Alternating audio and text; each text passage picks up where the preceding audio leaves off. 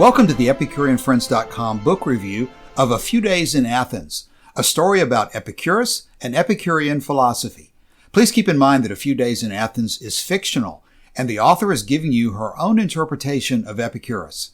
In a few cases, she deviates from Epicurus's own views fairly dramatically, but when we get to those, we'll point them out to you clearly. Even more, keep in mind that the participants you're about to hear are giving their own opinions. There are many different interpretations of Epicurus, and we hope this book review will prompt you to study Epicurus for yourself. For those who want to read more about Epicurus, the book we recommend the most is Norman DeWitt's Epicurus and His Philosophy. We also invite you to join us for discussion at the EpicureanFriends.com forum and to listen to our companion podcast, Lucretius Today, which is available at all major podcast sources. Thank you for listening, and we hope you'll enjoy this session, so let's join it now. Welcome to session number 11 on chapter 10 of A Few Days in Athens. And we were talking briefly before we got started here that this is a chapter that's dedicated almost entirely an exposition by Epicurus himself, and the word given to him by Frances Wright, about some basics of his philosophy. So the plot does not really advance very much in terms of action. It doesn't advance at all, but I think it's a well-written, beautifully written chapter that has a lot of good information in it. But just to try to keep with the format of at least listing what the major categories of the discussion are going to, Epicurus starts out talking about how a happy life is neither a roaring torrent nor a stagnant pool, but a placid and crystal stream that flows gently and silently along. Then he moves to the discussion of how philosophy can heal the pains of life that we suffer, at least to some extent. He then moves to the discussion of how death is something we can't prevent from happening. But this discussion goes into how death is not really foe, and that we can reconcile ourselves probably to our own deaths a little easier than we can reconcile ourselves to the death of our loved ones. Frances Wright gives Epicurus a pretty significant, I think, explanation of how we can face even the death of our loved ones. We would not want to not have had the opportunity to have known them, which would be, frankly, the only way to avoid the death of our loved ones. Weigh in the balance the benefits and the pleasures of having known somebody. That's the way you can reconcile yourself, or one way you can, the death of before us. And then he advises us to live innocently and with tranquility and to be ready for death when it comes. And then at the end of the chapter, basically, there's a short section of Colotes expressing his gratitude. I don't know exactly what the significance of that part is, other than I think that there is a recorded episode in some of the texts about Colotes. So that's only a sketch of what we're talking. I'm going to hope Joshua has some good ways for us to bite off some of the sections. Any idea of where you'd like to start, Joshua? Well, I would have liked to have started by taking copious notes, which I did not do, because it's very dense. It's very dense. It is very dense. Mm-hmm. And so I wouldn't really know where to begin. Well, let's just sort of look at the text. He sets it up by talking about, why do you enter the garden? To seek happiness or to seek virtue and knowledge? And one of the themes of this section is how that in finding one, you'll find all three. I think it's Principle Doctrine 5 about how in order to be happy, you must be virtuous. But don't let me cut you off, Joshua. In a very general sense to talk about, it is interesting that we have here, as you said, that what we're dealing with here is just basically a paragraph of exposition, or it's just a description of the philosophy and of specifically what the philosophy can do in your life, the changes that it can bring about in your life, and the way that you see things like virtue and happiness, death and loss and these things. So all that's going on. I'm just struggling to come up with a place to get a good bite on it. Yeah, let me see what I can do. You interrupt me as soon as you find a place that you'd like to bite into it, because I'm just going to start looking at this paragraph that talks sons of earth. He starts off by identifying how there are two affections of the soul and the body, which ultimately reduce to pleasure and pain. And it's natural that you shun pain and follow after pleasure. And then but as you set off on that road, you be sure that you follow that path wisely. Be sure that's the right road and that you have your eye on the true object. And he identifies here perfect pleasure as that of a state of satisfied tranquility. The first point I've raised here in exertion required is not necessarily violent, although as may sometimes have to be. It's generally constant and even. That's the issue of the stream. Hey, Cassius? Yes. Yeah, maybe that Josh was just too damn polite to jump in and interrupt you. I think he's just a really nice guy. He could be. But so let me try on this. That'll be fine. This is a good night. Jump in front. This is a good night to just take it however anybody wants to do it. Well, one reason I feel inspired to sort of jump in anyway is because, I mean, you are going after this thing sort of, okay, let's go sentence one, piece by piece and so forth. And I really felt this chapter as a tremendously holistic approach to this philosophy. We can certainly, and we could and should dive into the specifics. What was said here? What was said there? But when we have the opportunity of someone like Scott to help us like this, we adjust our preordained plan and we go with what makes the most sense, which is Scott doing what he's doing. So go ahead, Scott. I don't know about all that, but this is the reaction that I got to. I mean, it was like, in fact, I felt like this is the Epicureanism I wanted to hear about, because when I first came into it, I just didn't feel this kind of complexity, it was all about pleasure, and pleasure is a simple thing. We can all feel it, and that's great. But the nuances that we feel here, the relationship between, in fact, pleasure is almost really kind of just stepped down a little bit here. And we use it as a guide, and we need to. We don't want to get lost in our lofty intellectualism, but by golly, we don't let that thing run the show. What we have is a complex humanity that we're living in here. And so we need to bring these things together. There's a great deal of talk about keeping these passions under control. Don't just take and run with them. In fact, that's a recipe for disaster. I thought that the idea of wisdom and knowledge coming together with those passions and making a kind of soup that you can't really intellectually pin down. I think there's been emphasis by Wright, and I've seen it in other places in Epicurus, where this is about how you live your life, and you can't exactly put that into an outline.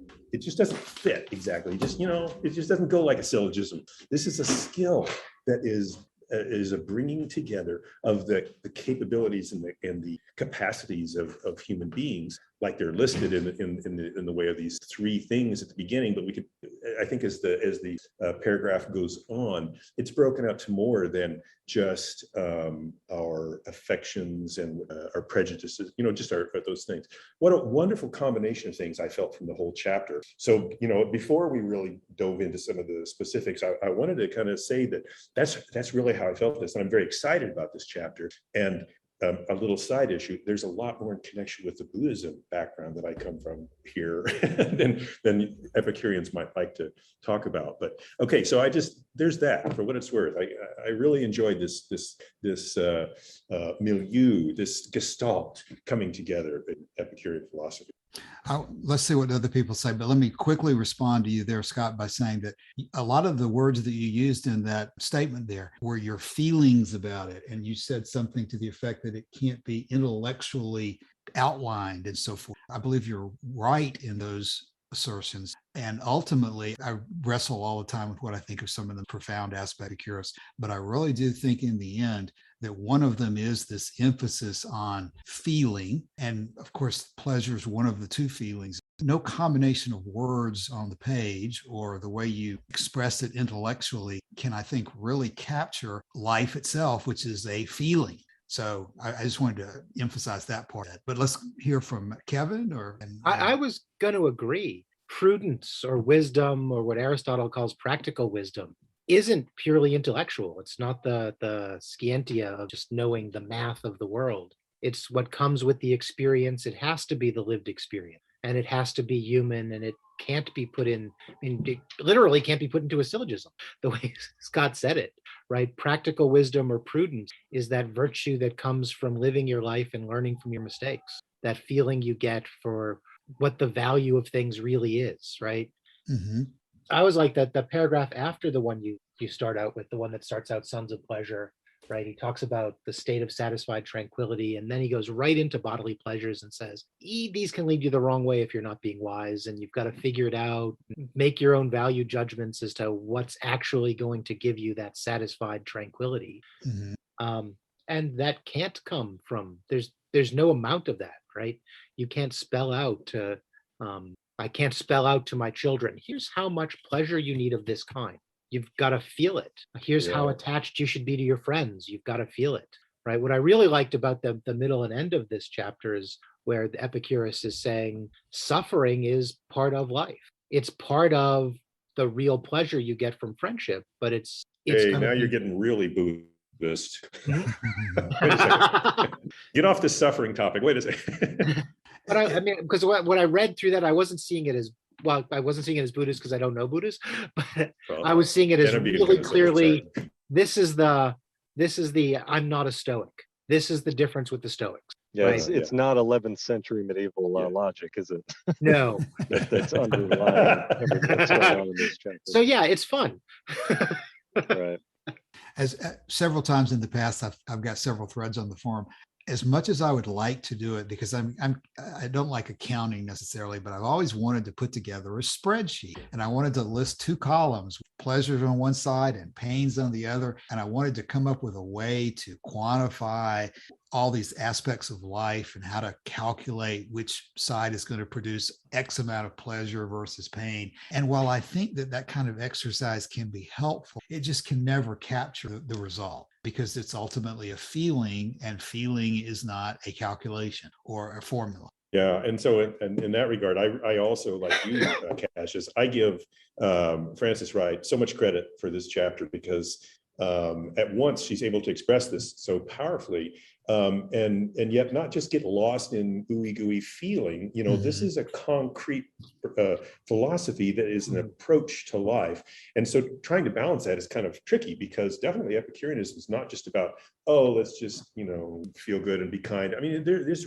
obviously a lot that he lays out his principal doctrines and so forth, and there has to be some sort of structure, or it ends up just getting, you know, lost. But this, and I don't know if Epicurus would have written exactly, but, you know, Frances Wright, I think, does a great job with Well, this anyway. that's always one of the things we should discuss. If we see any tinge of a question as to whether she's going further or not as far as Epicurus would go. It is a dense chapter, like Joshua said, but I don't have any, nothing comes to my mind that I would really question here as going significantly beyond or away from hers. Does anybody see anything in the chapter that would fit that category we should discuss? Because I think in general, it's a pretty even brilliantly written synopsis of the general direction. Well, the funny thing is, particularly in response to Scott, when he said, I don't know if Epicurus would have written this, what we've been finding out as we read through the letter to Herodotus on the podcast is that trying to decide what Epicurus said, or if he said what he actually said in that letter, because you've got so many layers of interpretation and translation and manuscripts and transcription and all this going on, where artifacts in the text where it genuinely not clear whether a sentence is original to Epicurus, or if it's sort of an interpolated commentary in the text from maybe a scribe who was transcribing it, or from a later philosophical commentator. You've got, like, there's in that letter, which is from the first person to the second person, you've got this intrusion of the third person in some odd places where it says he says, in reference to Epicurus. Well, who's this person who's, you know, putting he said in there? Well, it wasn't Epicurus. So we've really been struggling with that question, I think. So, but yeah, no, this is such a good chapter, and I think I totally agree with everything I've been hearing regarding, you know, there is no formula, there is no perfect little elevator pitch that you can just get it all in. Because it's just more complicated than that. And I think maybe the best example of that is centered on this issue of tranquility, which is a subject we have talked about on the forum quite a lot, and not always with the greatest sense of charity.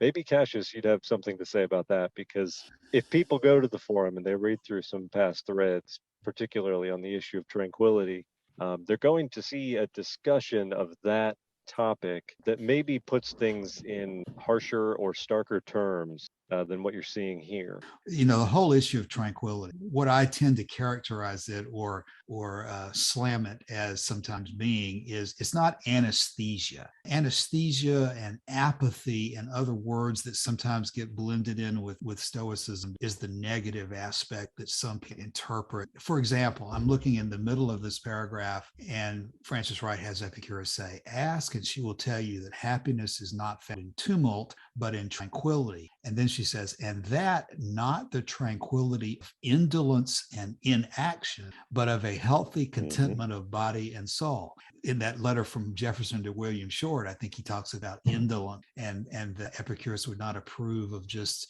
sitting back and doing nothing as a way of life. So it relates to what she's talked about earlier about, or right here in the same section. She'll tell you that a happy life is neither like a roaring torrent nor a stagnant pool, but a placid and crystal stream that flows gently and silently along, which I think helps clarify that there's a direction, there's action involved in life. You wish to accomplish that action as efficiently without distraction as possible.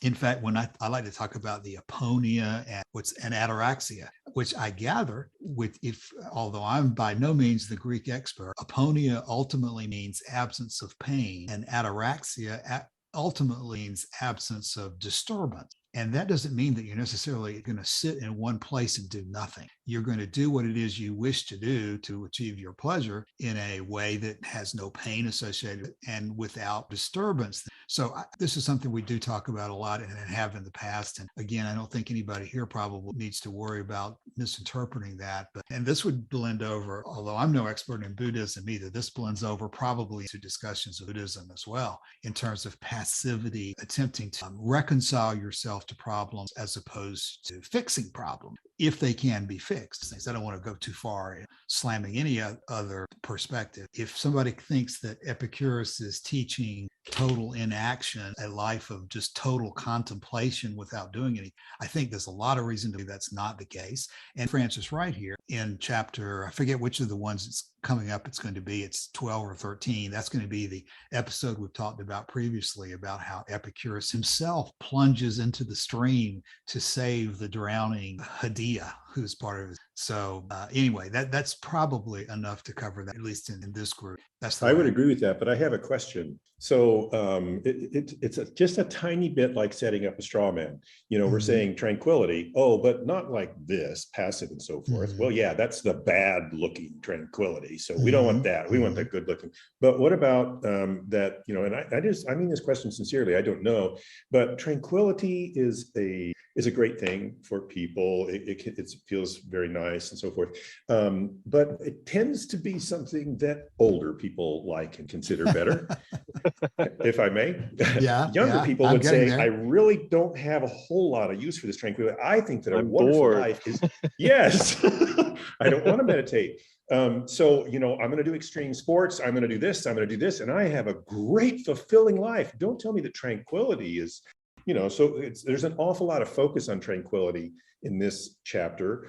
Doesn't quite give, the super active lifestyle the same quality, possibility maybe or something. I don't know. I'm throwing that out as something that there's a lot of different ways to come at that, but I don't want to monopolize here. Kevin, you want to? I had a similar thought, right? I know Frances Wright was in that crowd with Jeremy Bentham and John Stuart Mill, and right. And Mill claims not to be an Epicurean because he thinks happiness has to be periods of that kind of excitement and then periods of tranquility, and you've got to mix them up, right?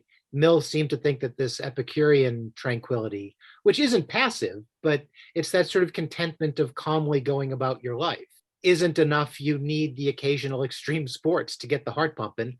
But if you've got that all the time, you'll make yourself insane. And if you've got tranquility all the time, you'll make yourself insane. Right? Mill looked at Epicurus and thought it was just that calm, active tranquility that you get from enjoying your purpose and enjoying what you're doing and calmly pursuing it without stress. And every so often, you just need the roller coaster ride. And Epicurus doesn't seem to think you needed the roller coaster ride.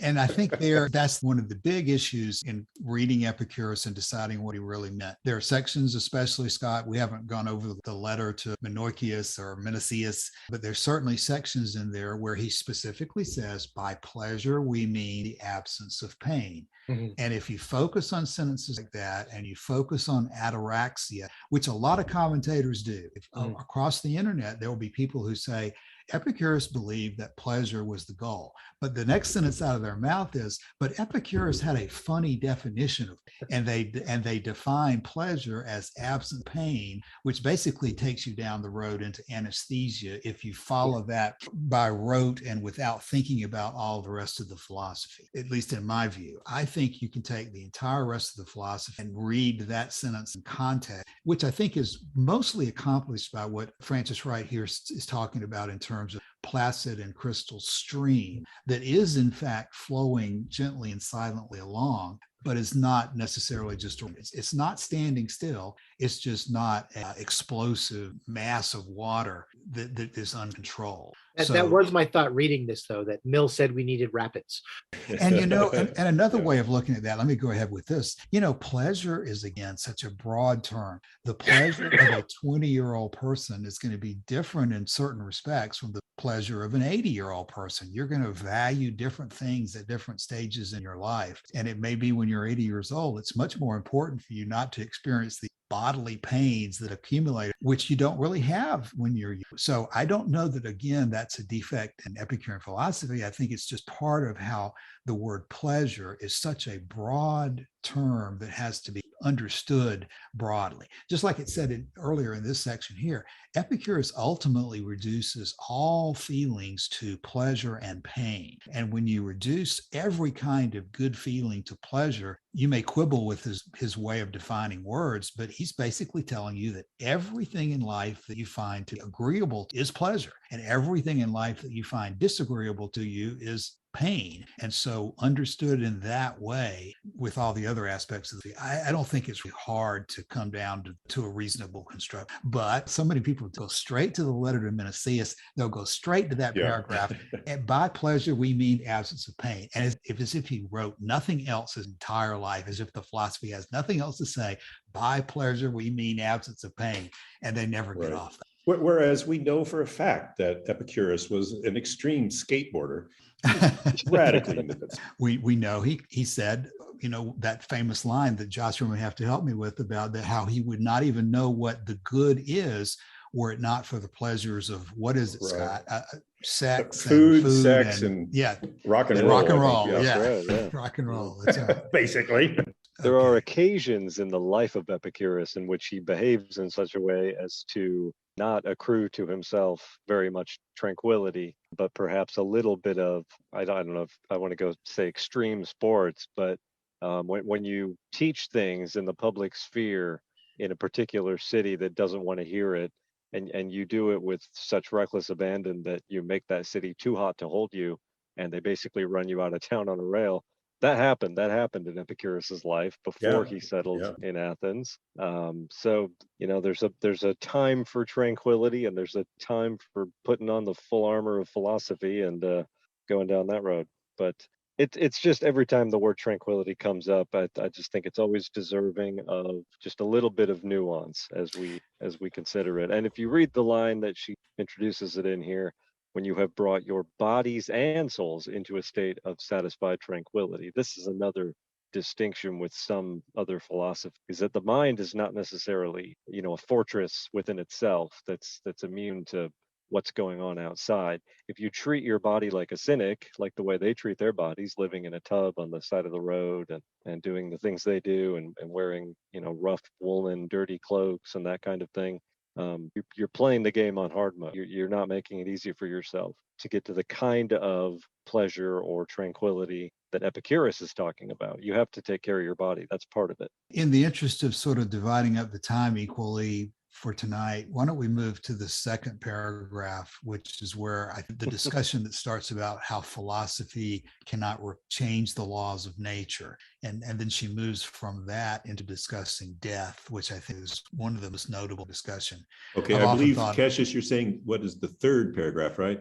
Thus says philosophy. Is that where you're Thus says starting here? philosophy. And Yeah, I yeah, yeah. wrote- Okay, just making sure. I've often thought that this last section here about death would be something to read at a funeral or something like that. If I'm not planning my funeral quite yet, but if I had to think of something to read at a funeral, it might be this paragraph where she says that philosophy cannot change the laws of nature, but can teach us to accommodate ourselves. And then it cannot annul pain, but can arm us to bear pain. And that, let's see. And she goes into a series of arguments about how to put pain in context, including memory of past pleasures of well-spent life you can use to compensate, weigh against the pleasure or pains that are bothering you at the moment. And then towards the end of this paragraph, she talks about what if agony overpowers his pain, if agony of pain overpowers his body and cripples his faculties. She even mentions that death can bring deliverance from it. And so she's talking about how death, which is sometimes often thought of as a terror, can actually be our friend. And then she concludes that death is never our foe. When not a friend,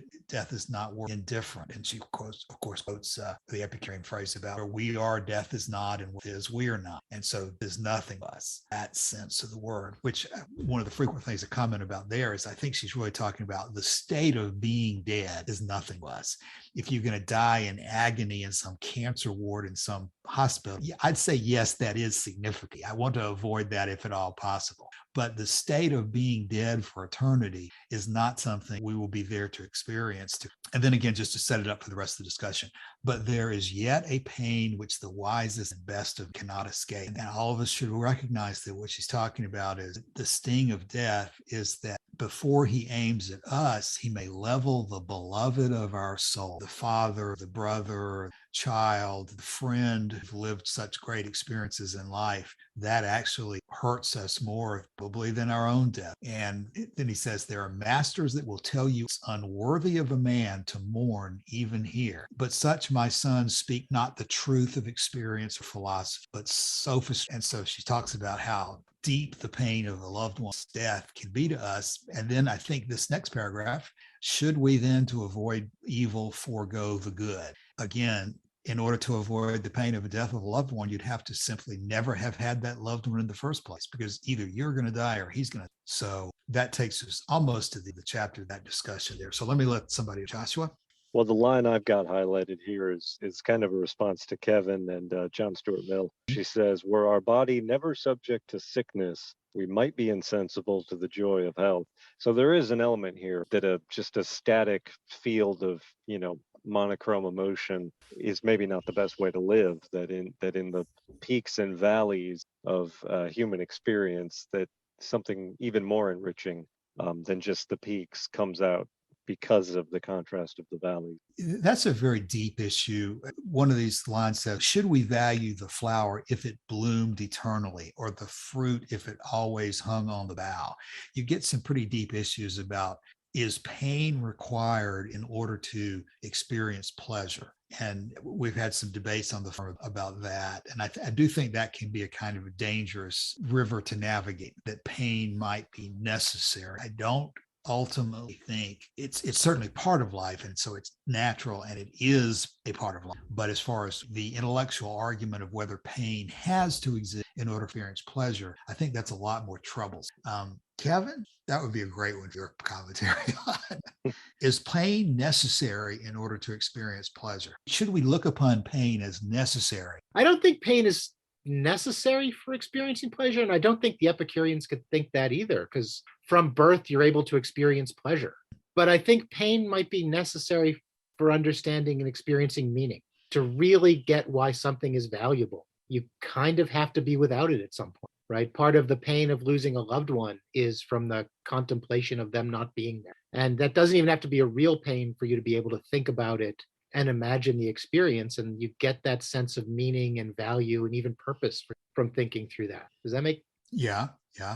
Let's So, go around. Scott and Josh, should we look upon pain, Scott? Do we consider suffering to be actually a good thing because of the way it lends depth to our pleasure or something like that? Let me now speak for Buddhism.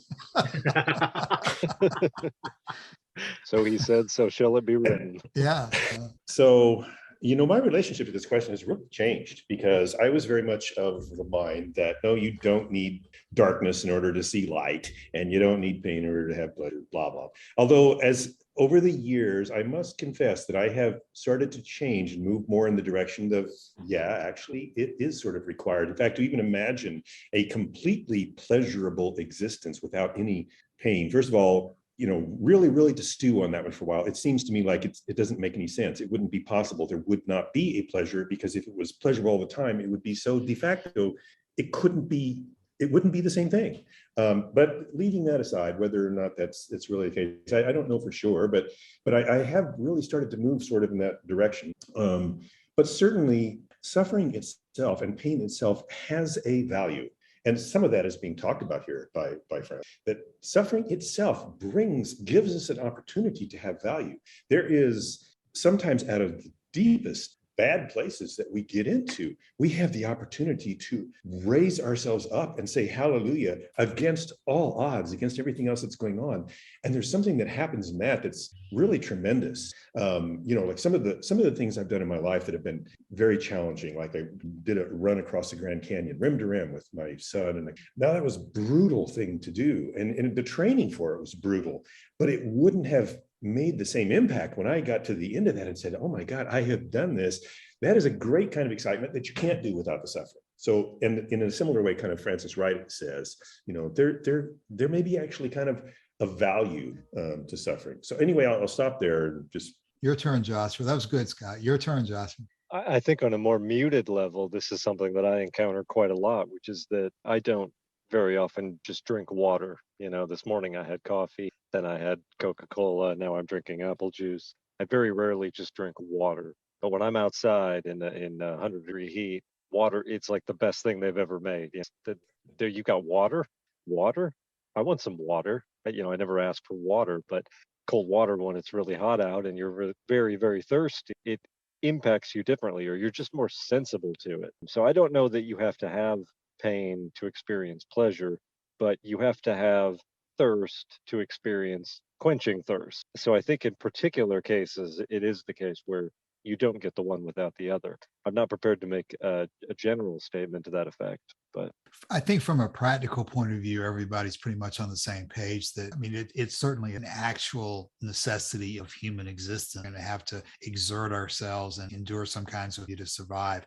The difficulty becomes, I think, when people try to intellectualize it and start to see pain as sort of a force that's out there, that is something that's good in itself, when in fact, as Kevin's kind of said already, there's multiple, I think, positions in philosophy. Only pleasure is good in and of itself, is desirable in and of itself. So I think that would be one way to sort of intellectually come to terms with that question. Another way might be, Joshua, as I say this, we're constantly having these discussions about whether the gods in Epicurean philosophy really exist, or whether just sort of thought constructs. But I think probably in either case, it appears to me that the Epicurus is hypothesizing or predicting, or whatever, the gods who we wish to emulate are experiencing just a blissful life without pain. So the only difficulty comes intellectual, because from a practical point, pleasure required, and it does provide a contrast that spices as so. That's my take on that. Who else have something? I'll just throw out this is kind of weird maybe, but most of you, I would imagine, might be familiar with the Leonard Cohen song Hallelujah. If you aren't, you should definitely encounter that song. Maybe check out K.D. Lang singing it. It just really knocked you off your socks. It's great. But then, I was trying to interpret that, and it's very complicated to understand it. And I started going through YouTube discussions of, here, I'm going to explain what Leonard Cohen's Hallelujah means. And one after another, there was a lot of attempts at this. But the one I bumped into that was really moving for me was by a fellow, I don't know what his real name is, but he called himself Professor Chase. And he does an analysis of the meaning of it. And it takes like 27 minutes to go through this thing. But the short story is that out of this incredible suffering and destruction of life, there comes this ability to really say hallelujah. That's where I got the word, for what I was said. The word hallelujah, and it is an expression of victory over no matter what else. And that only comes out of suffering, and it's an incredible experience when it does happen. One of these times, maybe I'll share that and put it in the forum or something like that for people to look at, because I can't do it justice. It's really a good, interesting expose on first of all, life and everything that you really want out of life being completely destroyed, and then coming out of that and finding incredible meaning. It gave me a different feeling about suffering, and the fact that, like those Buddhists would say, God, life is not entirely suffering, but it's a lot of suffering. Okay, it's a lot that sucks, and so what are you going to do about that? And so I think partially there's some truth in the fact that there is an awful lot, and sometimes chasing after pleasure is very problematic, and that sometimes just going straight forward into good and bad gives you a kind of spirit that allows you to rise up and feel a kind of meaningful sort of Viktor Frankl pleasure, maybe, or something like that. And now I'm just getting lost and wandering all over the place. I don't know, but at any rate, the Professor Chase thing is a great YouTube video to check out sometime. Listen to the song first if you don't know it, and then see what you get out of that. I'd love to hear people's reactions to that. One of the questions that you often get asked as an atheist is, what are you going to say? What are you going to do? What are you going to think when you die and it turns out that you're wrong and you're standing before the God of all creation, right, or whatever? And there's a stanza from that song, not very often covered, but he says, I'm trying to remember it. He says, I did my best. It wasn't much. I couldn't feel, so I tried to touch. I told the truth. I didn't come to fool you. And even though it all went wrong, I'll stand before the Lord of Song with nothing on my tongue but hallelujah. And I've often thought that would be a really good a really good line if you're face to face with the divine, and it turns out you've been wrong the whole time. Nevertheless, I'm not expecting that to happen. But I certainly look at that video. I love that song. Oh, it's amazing, and it really took another level when I watched this Professor Chase analysis of it. But I have that thing come at me because half of my family is fundamentalist Christian. So I have my sister who has said that directly before. It's like, what if you're wrong? What problem is there with accepting this religion? Because then if you're right, great, and if you're not, you haven't lost anything, right? Well, unfortunately, what I told her was that I've actually got exposure to more than one religion. And I know for a fact that in Quran, it says that if you think Jesus is divine, you're going to burn in the lake of fire forever. So what if you're wrong? Okay, yeah. You got a problem there, don't you? Because how are you going to tell which one of these religions is right? They can't both be right. And you could go on with Hinduism and other religious perspectives and stuff. It really takes the wind out of that sail if you ever want to encounter that problem, because all of a sudden they're like, well, okay, how are you going to explain that Islam is wrong and Christianity is right? And you got to be right about it. Otherwise, your conundrum is true, but it's not, because every one of them, most of the religions, have some sort of idea like that. So that it doesn't really work anymore. I think Kevin wants to unmute himself. I was seeing some reaction to him. Oh, I was just totally agreeing. Scott may have half a fundamentalist family. I get about 45 fundamentalist students a semester. There's a really excellent YouTube channel called Theoretical Bullshit by this guy named Scott, ironically. Different Scott. Shit. And he has a video that's probably 20 minutes long or something, specifically dealing with this question, and it's very, very good. I haven't watched it in a while. I hope it's as good as I remember. But the question of what to say in the judgment seat, or the question? Yeah. What if you're wrong? Yeah. Yeah. So I've always just planned on saying, I'm sorry, I made a mistake. Yeah. Well, right. Thomas Jefferson has that.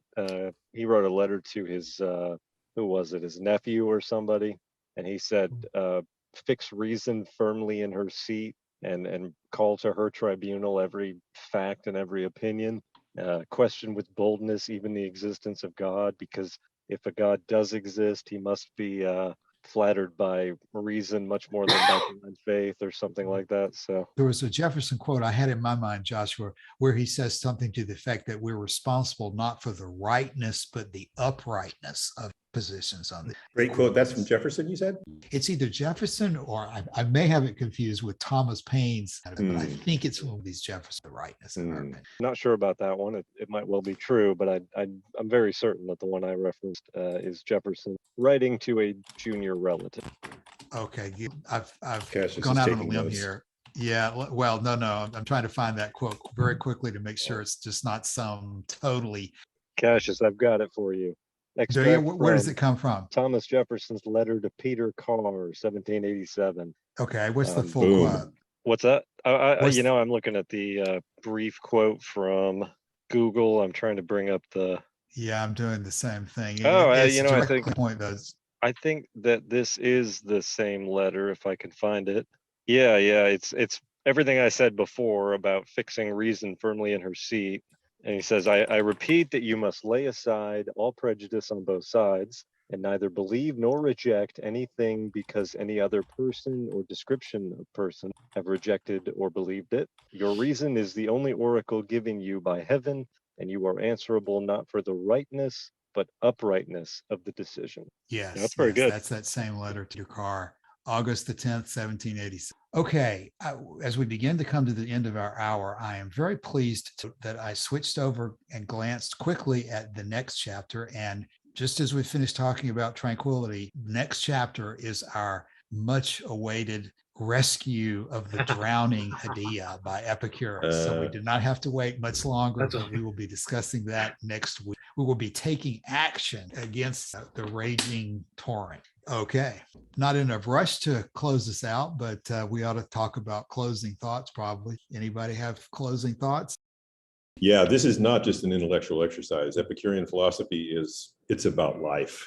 Yeah. Mm-hmm.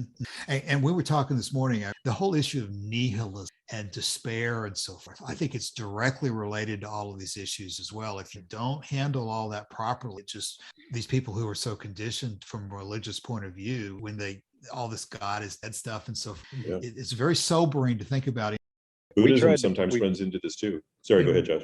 Oh, I was going to say we tried to be very emphatic this morning that the conclusion that we should draw from Epicurean atomism is that it's highly unlikely for us to be here, and we're very lucky to be here, and that life is precious and we should live it and all that. But it's like you say, Kevin, you don't know how people are hearing what you're saying and interpreting it. And but go ahead, Scott, you were going to say something. Oh, I was just going to start singing that, Don't Fear the Reaper song. And we don't need that. Well, anything else? Somehow death seems like an appropriate final topic, maybe.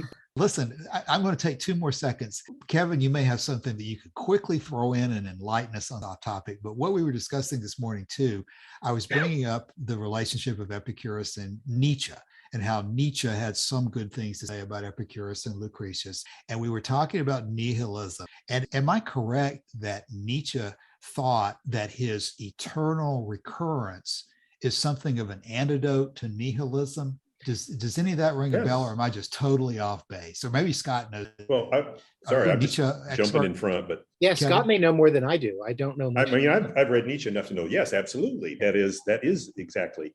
That's one sort of thought experiment, almost like that Nietzsche proposed that we can do to say, what if my life, is totally materialistic, it's naturalistic, there's no gods or anything like that, then how shall we find meaning? And what if your life is repeated over and over and over again, infinite number of times? Wow, then I think I'm going to live a different way.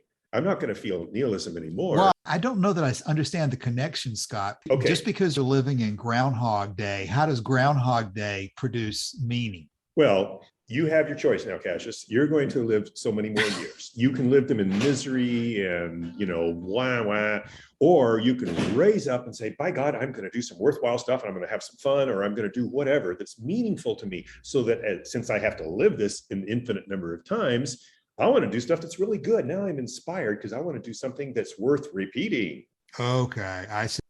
That's my thought too. But I've never actually read Nietzsche. I've just had colleagues want to talk to me about it, usually over beer.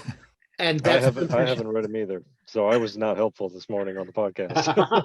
But the impression I've got is what Scott said, that there may be no eternal meaning, but doing it, you're going to do it over and over again. make it as worthwhile for you as you can.